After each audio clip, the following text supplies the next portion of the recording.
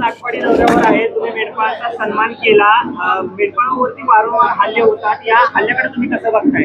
नाही, हल्ल्यांच्या बाबतीत माझ्यापर्यंत तरी कुठली तक्रार आलेली नाही, परंतु आपल्या माहितीनुसार त्याची मी नक्कीच माहिती घेईन आणि त्याची योग्य कारण काय आहे त्याची चौकशी करून त्याच्यावरती कारवाई करायला लावेल. मेंढपाळावरती हिंस्र पाणी आणि समाजकंटकाकडून हल्ले होतात. मेंढपाळांची वारंवार अशी मागणी आहे की आम्हाला बंदूकधारी परवाना पाहिजे. याकडे कसं बघताय? मला वाटतं या बाबतीमध्ये रीतसर कायदेशीर जी त्याला रीतसर प्रक्रिया आहे त्यांनी ती फॉलो करावी आणि यामध्ये इंडिव्हिज्युअल केसेसची पडताळणी करून मला वाटतं SP असतील किंवा जिल्हाधिकारी असतील या बाबतीत योग्य तो निर्णय घेतील. पश्चिम महाराष्ट्रातला जो मेंढपाळ आहे तो इतर तालुक्यांमध्ये स्थलांतर करतो.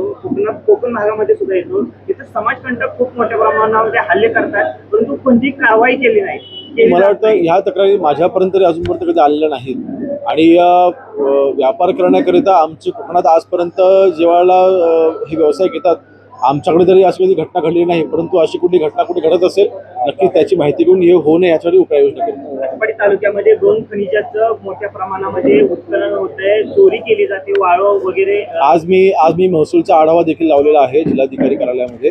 त्यावेळेस याची माहिती मी घेणार आहे आणि जी काही जो काही डेटा समोर येईल किंवा ह्याचा आढावा घेतल्यानंतर ज्या काही बाबी निदर्शनास येतील त्याची माहिती घेऊन आम्ही नक्कीच त्याच्यावरती कारवाई करायला सांगू. या मानदेशाचं जे भूषण असणारी जी मानगंगा नदी आहे, अक्षरशः तिचं रूप आहे ते विद्रूप करून टाकलेलं आहे वाळू चोरांनी.